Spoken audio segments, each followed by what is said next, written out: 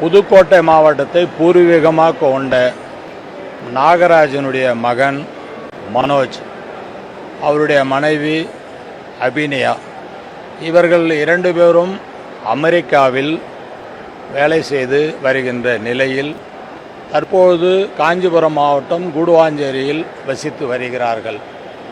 இவருடைய 2 வயது குழந்தையை அமெரிக்காவில் இருந்து தமிழகத்துக்கு வருகின்ற நேரத்தில் விமானத்தில் மூச்சு திணறல் ஏற்பட்டு சிகிச்சைக்காக துருக்கி நாட்டில் விமானத்தை தரையிறக்கி அந்த சிகிச்சை அங்கே பெறுகின்ற சூழ்நிலையில் அவருடைய பொருளாதார நிலை மிகவும் கையிருப்பு இல்லாத காரணத்தினால் மாண்புமிகு தமிழ்நாடு முதலமைச்சர் மக்கள் முதல்வர் முத்துவேல் கருணாநிதி ஸ்டாலின் அவர்களுக்கும் விளையாட்டுத்துறை அமைச்சர் மாண்புமிகு உதயநிதி ஸ்டாலின் அவர்களுக்கும் எங்கள் துறைக்கும் அந்த செய்தி பதிவு செய்தார் மனோஜ் அவர்கள்.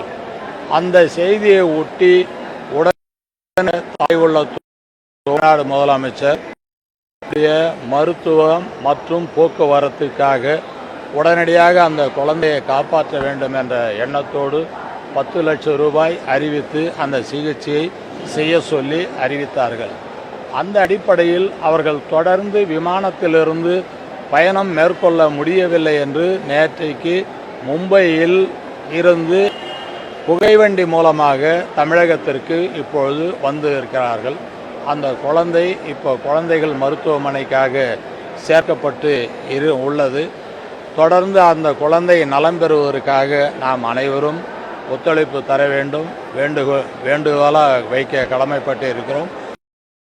முதலமைச்சருடைய இந்த நல்ல உள்ளத்துக்கு அந்த பெற்றோர்கள் பாராட்டியும் நன்றியும் தெரிவித்துள்ளார்கள். மாண்புமிகு முதலமைச்சர் எடுத்த முடிவுக்கு தமிழகம் மட்டுமல்ல உலகமெங்கும் வாழ்கிற தமிழர்களெல்லாம் இதற்காக நன்றி சொல்லி தொலைபேசியில் தொடர்பு கொண்டு என்னிடத்திலே சொல்லி வருகிறார்கள் என்றதை பதிவு செய்ய.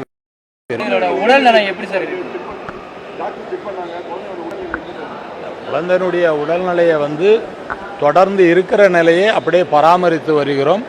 இப்பொழுது மருத்துவமனையில் சேர்த்து அது முன்னேற்றங்கள் காணப்படும் என்பதுதான் அவர்கள் சொல்லியிருக்கிறார்கள்.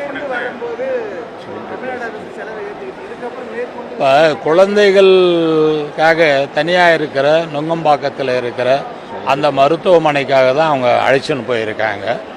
அது தொடர்ந்து அது சிகிச்சை பெற வேண்டும் என்றது தான் எல்லாருடைய நோக்கமும் எண்ணமும்.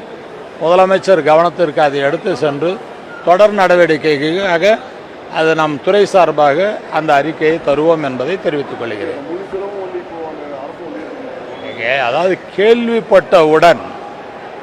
கேள்விப்பட்டவுடன் தாய் உள்ளத்தோடு 10 லட்சம் ரூபாய் அறிவித்து அந்த சிகிச்சைக்குண்டான நடவடிக்கையை தாய் உள்ளத்தோடு அவர்கள் செய்திருக்கிறார்கள் முதலமைச்சர்.